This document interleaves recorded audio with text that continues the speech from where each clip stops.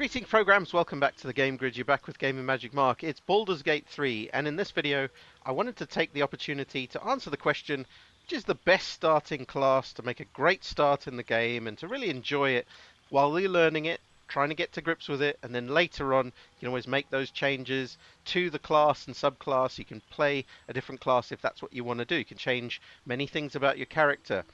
One of the things you can't really change is the race and the look and feel. It's not so easy anyway. I'm sure later on in the game you will be able to, either through mods or through other elements, other ways of doing it. But in terms of your class and your subclass, these are less locked down in terms of being able to make changes to those. You can change them as soon as within an hour or two into the game. And so it's not as important to agonize over that decision. If you know, I'm certainly like you in many respects. If that's you, you have analysis paralysis, and you're sitting there wondering what sort of class is going to mean that you can get, into the game and really enjoy it. And so don't worry too much about that.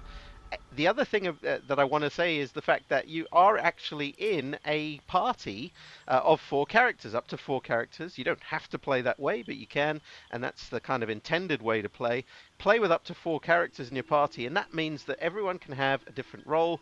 You've got Lae'zel as a fighter, Gale as a wizard, Astarion as a rogue, for example, and so you don't have to have, or don't have to worry that you're going to be missing out on being able to do certain things. You can swap companions in and out of your party in order to meet certain challenges. So really, when it comes to your main class and your character, your main character, it is as less important than, say, other games where you're the only character that's running around doing stuff. Okay.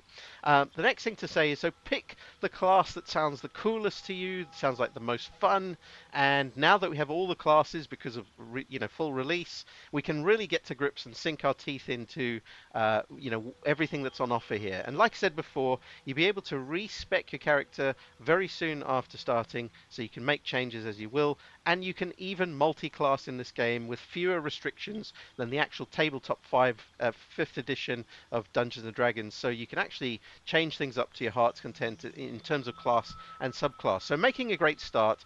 I think there's certain classes that really stand out for me that are easier to learn and really enjoyable to kind of play right at the beginning. Very simple, not as many choices. And I've made another video where I actually talk about some of them and kind of get to the main one, which I think is the easiest, and I'll leave that for that other video. But just to say, let's look at each of the classes in turn. I'll tell you about them and then what makes them sort of special and fun in my 300 plus hours of playing now between early access and the full release since Thursday, 3rd of August. I've amassed quite a lot of time in the game, and so I've found certain, I've tried most of, if not all of the classes, and I found many that actually work for me. So Barbarian, for example, a lot of fun. You can think of Barbarian as sort of a fighting class, a warrior that is more sort of rage bound. They can range, and that's that rage. That's one of their main actions, is that they can, really get angry and start to throw things around. They can do a lot of things like even throwing other characters and even enemies into other enemies. It's great fun. Come with a big axe, big weapon, or a couple of weapons, and smash things that are, living and moving probably, or even unliving and moving. The other, so that's an awesome class to play, and a great starting class because there's not too many, you're not overwhelmed with choices, and yet you can have a major role. And actually, my favorite character of the companions is actually Karlach, and she's fantastic. She's a barbarian, unless you want to change her class, and she just rushes around the room smashing heads. It's great fun. The next class I would say is a awesome choice, Bard. And if you've seen the Dungeons and Dragons movie recently, you know that actually Chris Pine, I think, is playing a bard, and so you get a flavour for that. If you haven't seen the movie, check it out. Awesome film. And Bard is a great character simply because you're going to be involved in absolutely everything. Now, Bard can actually cast spells. That's one of the, it's a spell casting class. They can also fight reasonably well. They can also do roguish like things as well. They can even heal other characters in your party, and they've got a special ability which is actually, sort of music based or song based. So they, use very sort of funny, humorous phrases to intimidate enemies or to uplift your party members. They also can play music, so you actually choose a particular instrument for them, which is great fun. And so they're kind of like the wisecracking music lute or flute playing character. They're all, very, very different to many other classes, but they have so many characteristics of the different classes that if you were looking for a class that can kind of do it all, Bard would be a great choice. And so a lot of fun with a Bard. There's many choices with Bard, so it's not the simplest class to play if you're just learning the game, but you will not be kind of locked out of any particular playstyle because you're going to be doing it all for the group. Many different things you're going to be doing. And talking of another class that actually can do it all, Cleric is a fantastic class if you want to be the sort of you know take on many roles in the party, like being a fighting tank, actually getting in the way of enemies and keeping your compatriots safe, your companions safe, healing them up, turning away undead, dealing with monsters, and generally kind of being a force in terms of spells and also martial abilities. And there's different domains that clerics are part of. So your domain will determine, and you have a choice of several. Your domain will actually determine what capabilities you have in terms of spells and so forth. And you can see 7 different domains there, and they represent effectively the gods or deities that you will worship as a cleric and are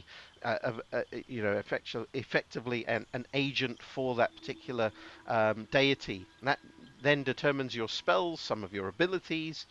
The war domain, for example, feels very combat focused, and so you can be at the front lines, smashing heads, almost like as good as a fighter or barbarian, while still being a cleric and being spell based as well. The next thing to say is that with Cleric, you actually can do it all. Like I said, and another class that can kind of do it all is the Druid. Now, a Druid is, easily sort of seen as perhaps a nature cleric. So, a cleric that's concerned with the wilds, with nature, with trees and plants and animals and so forth. But that's only part of the story. Because again, you have certain spells, and it's very wild and nature focused, animal focused, and so forth. Controlling the weather, controlling the elements, and using those for your spells. You're limited in terms of things like armor and weapons that you might use, but you actually have an awesome feature, which is also something that I think is really sort of sets druids apart, which is called wild shape. And wild shape allows you to turn into different animals and really make an appearance on the battlefield as either for example a bear to be more of a warrior type animal in proceedings, or even to change later on in the game into a raven, a bird, and fly to the rooftops and kind of then shape change back. So if you like the sound of that, then Druid is going to be right up your alley there. Fighter. The fighter is one of the simplest classes to play because you're going to be, at the front lines or in, the rear, actually dealing out damage. So you're going to take on the role of protecting your companions right up close with enemies, or potentially taking on the damage dealing role, maybe from afar using ranged weapons like bows, crossbows, etc. Fighters don't tend to get any spells unless they particularly choose a type of a subclass, which will come later on, and that is the Eldritch Knight. So you can actually be a fighter and cast spells, but that is a subclass choice. And so you will see many fighters running around, and they look and feel quite different because of the subclass choice. And so you can start out as a fighter, and only by level 3 actually decide which route you want to go down, and if you do want to kind of start, flinging spells about, or you want to stay with the martial type role. Now, monk is very martial focused, but again, through subclasses, a monk can actually start out as more of a martial artist, can be more of a ninja style shadow warrior, or could be also a spell flinging, class as well, focused on manipulating elements like fire, water, earth, etc. A little bit like the Avatar series. The reality of monk is that they actually have some great characteristics in terms of being able to have a totally different feel when you're in those cutscenes, talking to enemies, talking to companions, or talking to potential friends and so forth out in the wilds of the Forgotten Realms. And with monk, you're actually going to have certain unique ways of responding, which actually feel very cool, very in the style of, and very thematic to the concept of monks. Monk is obviously one with their body, with their surroundings, with their spirit, and so they get something called ki, which is actually almost like a magic flowing through all living beings. You can think of it like the Force, etc., and their ability to manipulate it and move it. So it's different from regular spellcasters. This is more about moving and changing reality around them. And so you'll see monks darting around the battlefield, maybe even teleporting distance or appearing to move faster than is even possible. But if you like martial arts, then monk is going to be a great choice for you. Um, Looking at the next class, and this is again a martial class in the vein of fighter, paladin, monk, etc., that we've spoken about so far. Paladins are a holy warrior, if you like, and you can think of them as a paragon of virtue, a knight that is, fueled by an oath that they've taken. And there's three different subclasses that you can pick from at the start, and that's Oath of the Ancients, Oath of Devotion, and Oath of Vengeance. And an oath to a paladin is extremely, extremely important, and so they will do their most and their best possible work when they are under oath and actually have maintained that oath. And actually, that can be a great deal of fun to play because what you're given is a great set of tools to be both a combatant, a healer, and also a spellcaster to damage enemies, to turn undead, and so forth. And also to fight really, really well. The problem is that, well, it might not be a problem. The challenge, I should say, is that you have this oath and you have a way of living your life, and anything that transgresses from there might mean that you lose the favor of the deity or the particular oath that you've taken to a particular way of life. You can be seen to break that oath, and then that opens up a whole new way of playing, which for some is actually even better than one of these three subclasses. I won't give it too much away, but that's also possible. So you might say, okay, what if you do break your oath? What happens then? Well, you'll find out. But let's just say that Paladin is an extremely fun class to play. You feel very powerful because of something called Smite. You don't get that straight at the start. I think you get that second level or third level, but basically you get a very powerful attack that invokes the sort of holy forces that work with you and through you to really rain down damage upon your enemies. And so smiting is almost like combining spellcasting with an attack, and that can feel very, very satisfying. Paladin is extremely good if you want a semi-simple class, almost like a fighter, but being able to do more, being able to heal and protect, but also being able to really dish out damage. Paladin is also awesome if you like role-playing and you like the challenge of trying to keep up a particular role-playing objective or challenge. Um, Okay, and then let's look at the next class. So after Paladin, Paladin's a particular favorite of mine, always has been. Ranger is an awesome class that almost mixes fighter with druid. Rangers are very much at one with the wilds. You can think of them a little bit like Aragorn, for example, in the Lord of the Rings books. You can also think of it as some of the other sort of nature-led fighters and warriors. A lot of folks think of them as hunters, as beastmasters, and in fact, that is actually some of the subclasses that you can pick at a later level, and you can decide if you want to go down the route of being, more of a focused archer or hunter and getting spell-like skills that actually allow you to pick out enemies and focus on them. There is also a subclass that makes you more of a stealthy, shadowy character that fights from the shadows, and that's fantastic as well. I think one of the most sort of iconic subclasses that you can pick with Ranger is the Beastmaster subclass, which means that you'll have a beast of some sort that you can invoke, almost like a companion of your own, and you can get them to fight with you. And it's some form of animal that can then, take on some of the challenges. For example, a bear that's going to fight with you in order to allow you to shoot from range, for example, a little bit like World of Warcraft and the Hunter class in that respect. Ranger is a lot of fun, and actually another simpler class to get to grips with. Rangers do also have spells, and that means that you do have a little bit of added complexity, but they are still relatively simple and very satisfying, especially if you like to play from range or with dual weapons. The next class is Rogue, and one of my favorites actually, and actually perhaps a class that gets overlooked simply because some of the time at least, because of the fact that Rogue in certainly in Baldur's Gate 3, but also in 5th edition Dungeons and Dragons, many there's no roguish like skills that are off limits to other classes. So all classes can attempt to pick locks, detect traps, and disarm traps if they have the right tools and so forth.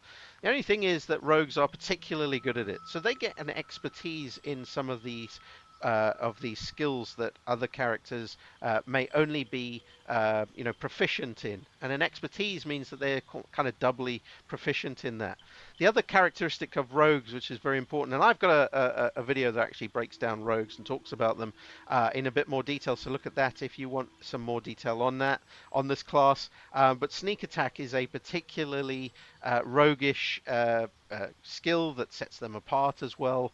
The ability to hide more proficiently than others. And hiding and then attacking means that you can potentially sneak attack even as a reaction. So you can use specific, say, arrows from distance, and potentially, if you have advantage over an enemy, which means that they are unaware that you're there or that they are caught up with something else, means that you could potentially sneak attack your enemy and get extra dice worth of damage. Sneak attack adds certain amounts of dice to the damage of your main attack, and that means that when you get deeper into the rogue classes, you actually get a lot of damage stacking up just from a sneak attack. So it can be very, very satisfying way to play. If you like any game which was more sneak focused, like Metal Gear Solid and those older games like that, where stealth was the way that you sort of played the game, Rogue can be awesome. You can play as a scout, you can scout ahead for your companions, and then when the coast is clear, you can actually have scouted out the battlefield and really set up how you're going to approach a particular combat against a superior number of enemies. Another thing you can do really particularly well is pick the pockets of lots and lots of potential targets in the world of Baldur's Gate 3, especially in the city of Baldur's Gate. I think pickpocketing is going to be potentially one of the most fun things to do.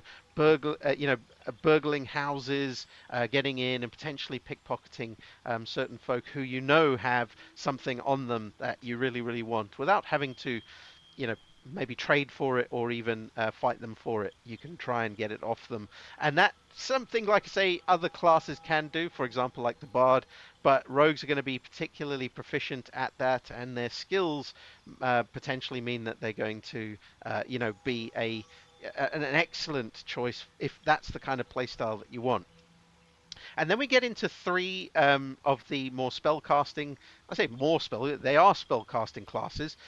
Sorcerer to begin with, and Sorcerer is a natural spellcaster, as it says there. And so if we compare them to say wizards, if I look at say sorcerers and wizards, wizards are magic casters that actually have gone and hit the books and learned how to cast spells. They're particularly adept at it, and they see it as a challenge for knowledge. It's almost like they've gone to a school or university in order to find the way that they can cast spells and find the best way of casting spells. And so wizards tend to have the largest number of spells. They can learn them from scrolls. They also get, depending on the school of wizardry that you pick, evocation, illusion, enchantment, etc., means that you might become, particularly adept at those kinds of spells, and that might mean that you actually get a particular benefit of choosing one of those schools. And when you choose a school, that means that you will get a particular benefit that helps you. Well, you don't get that if you're a sorcerer. Sorcerers are more natural spellcasters, which means that they get it.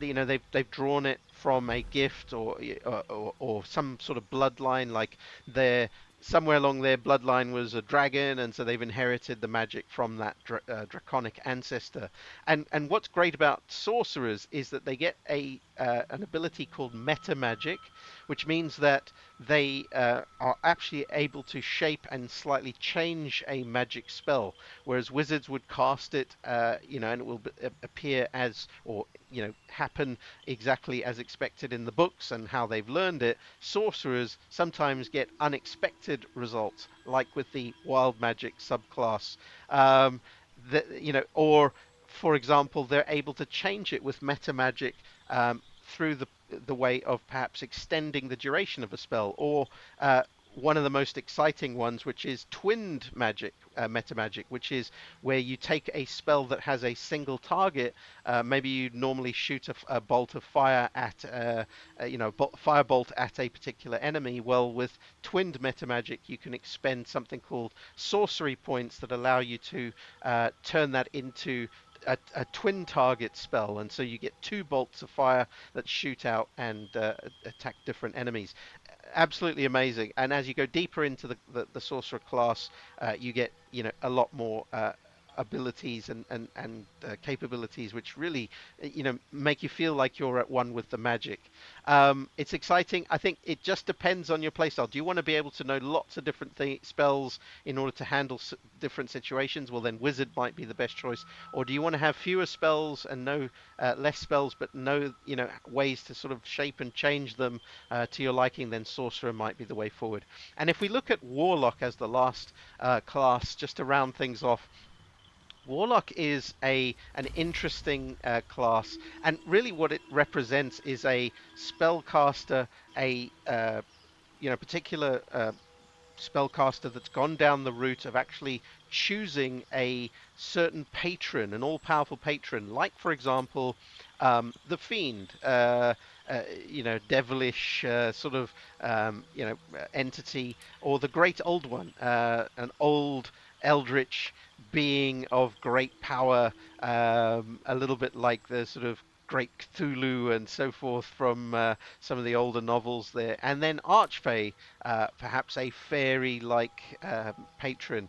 And so what you'll get is you get different skills depending on who your patron is. And of course, that's a little bit like choosing a domain for a cleric, where you choose a different domain. That means you're in effect making some kind of commitment to a different deity. This is a similar sort of approach, but really sort of dictates what skills and spells you can then choose. And so warlocks actually get, for example, pacts, and the pact is relevant to what kind of role they want to play for their patron. For example, Pact of the Chain means that you will get, a familiar, like an imp or a quasit that can actually follow you around, or even a fairy, for example, if you choose Archfey, that can follow you around and actually help out in combat or help you out in other ways. Whereas Pact of the Pact of the Tome means that you get other abilities tied to more of a spell casting approach because you've taken this pact with of the tome, and so it very much depends on your subclass, but then also other choices that you make as part of the pact of sorcery with your particular patron. So there we go. So if we look at all the classes again, so there's 12 classes. Each of them feels very different. They all have signature capabilities, and I would say that what really is fun is to actually sort of go as deeply as you can into the class before actually kind of feeling like maybe you've seen it all. Now you want a multi-class, and that's absolutely fine. Also consider the fact that by respecking, you may stay, you might take the approach of staying in the class that you're in, but then also, potentially changing your subclass or changing certain choices that you made, a little bit like the pact with the sorcerer. And that means that you'll get a very different feel to your main character as opposed to having to go and restart the game just to get different feelings. So massive replayability in this game, as you can imagine, and it's going to be a lot of fun. There's already so much online in terms of the kinds of builds that you can create by mixing and matching these different classes together. You get, classes, multi-classed characters that feel completely different to the classes that make them up. Sum of the whole being more than the sum of the parts. And there we go. So I just thought I'd drop that in there. Hopefully it's not been too long, the video, but given you a good understanding of how you can get on and choose your different characters and classes. So as always, thank you so much for watching, and we'll see you next time.